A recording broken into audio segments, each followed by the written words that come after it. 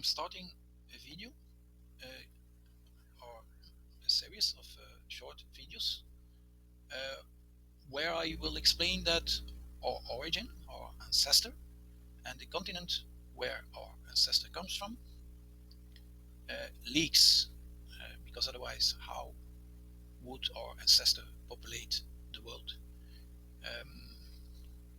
There's a kind of biological law that defines characteristics for an ancestor of populations. And one seems to me that the ancestor of, especially of the world, has to thrive and has to leak out. So my hypothesis, our ancestor is in the Amazon, but also in South America, and initially was in the Americas. But as said in another video, this is the haplogroup R. The haplogroup R is rather recent. That means not much more than 90,000 years, but the mass movement was closer to 4,250 years ago. Certainly this movement, probably this movement, possibly movements here, probably movements here, and movements here, as there were before in a much deeper past. The much deeper past, the first movements are of Q starting from the Amazon, South America, both Americas, etc. But this more recent haplogroup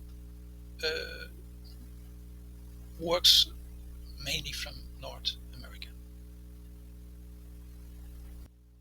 So the ancestor should leak to other continents, and the leaking is this here to Western Europe, amongst others, and this is the root, R1, and this is a descendant, R1b, and it dominates in Western Europe, and all the descendants, which includes A, B, A, they dominate Western Eurasia. I said before, this R, haplogroup R, population movement to leak into the world, started before Younger Dryas boundary field. It started before 12,800, when the Younger Dryas created this field. I just explained that the haplogroup R is not much more than 90,000 years, and Younger Dryas is 12,800 years ago. And if you remember the map, then it's moving from North America, to simplify, to Western Eurasia. North America to Western Eurasia. This is Western Europe, this is Western Eurasia. So what could these two movements have to do with each other? So there's a theories, but there's no consensus, there's no agreement. There are very good arguments against hypothesis that the Younger Dryas field is caused by a meteorite impact. Well, if it was a meteorite impact, it would be one location. So they talk about a group meteorite that was split up, and it impacts this region. And I claim, and I will later give details, but not right now, that this Younger Dryas boundary field is created by the haplogroup, or that is kind of probably destroying, but also preparing for this invasion of Western Eurasia, amongst others. Well, later more details. So this is David Reich, at least worked several years in the Max Planck Institute, and with ancient DNA. And this, I consider this very important, if not the most important research and result. He analyzed Europe's ancestral population, and he found out that what populates, it says here, Northern Europe, but I think the test certainly involves France, and I think it's valid for the whole of Western Europe and probably at least partly Western Eurasia. And what he finds is that there's two candidates that have formed the basis for the Northern European, that is the Sardinians, which is of course a small location, that's an observation mine, and the Native American. Well, it's very surprising for those that do not believe or do not know of the out of Americas and the out of the Amazon, that I will defend and prove. So, well, he's a scientist. He is, of course, linked to Consensus, his institute where he worked for. And this is a kind of a paradigm. Why on earth would Native Americans be the basis for Northern Europeans, Western Eurasians? So he made up an anagram, which is quite interesting. As I said, his research is very important and very recent. And I don't go into much detail, but you see here, he speaks of out of Africa, he speaks of North Europe. It's quite interesting that he comes up in this anagram with Levant, ancient Levant, probably to get to Sardinia, and there is an Iceman involved. It's quite intriguing. And then, but where does it lead? Out of Africa, ancestry leads to ancient North Eurasia, ancient Siberia, and to the Americas. And he claims out of Africa forms this group, and this group go back and form the basis of North Europe.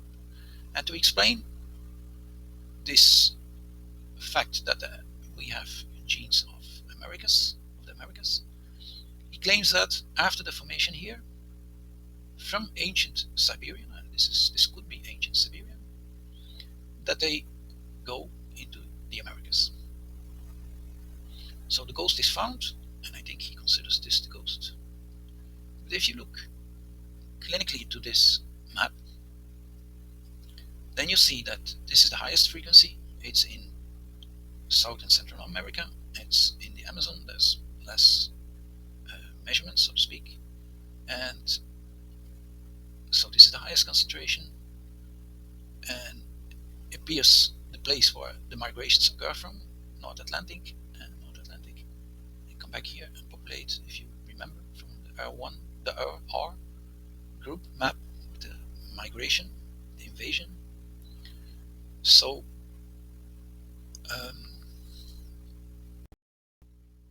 looking at it very clinically, here's the highest concentration, and it ends up in Siberia and in Western Europe, North Europe and Western Eurasia. The yellow are the second highest concentrations, and then the blue is less concentration of the DNA we are looking for, that is linked to the Native Americans. But if you look very clinically, it's linked to Central and South America and to the Amazon. And you see more or less a pattern. Comes back in here, and this is the pattern of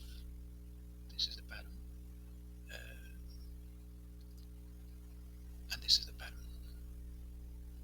you see it back, you find it back, and you don't see the concentration so much here, because this is a very recent haplogroup, and it was so strongly developed, thriving, so to speak, that it leaked into Western Europe and Western Eurasia, and even South Asia, even Australia, even Africa, and here. But this is a kind of a feedback, because it starts here, if you would consider haplogroup Q, but we don't, because haplogroup Q doesn't matter a lot for modern humans. It's the basis of R, but it doesn't matter much for this population turnover event, because it turned over everything that was there, and that includes Q, which is a very old one, which was overturned already before, but never so intense and complete as in this population turnover event, that, by the way, is called the Yamnaya population turnover event by David Reich after his very important research. Thank you for watching.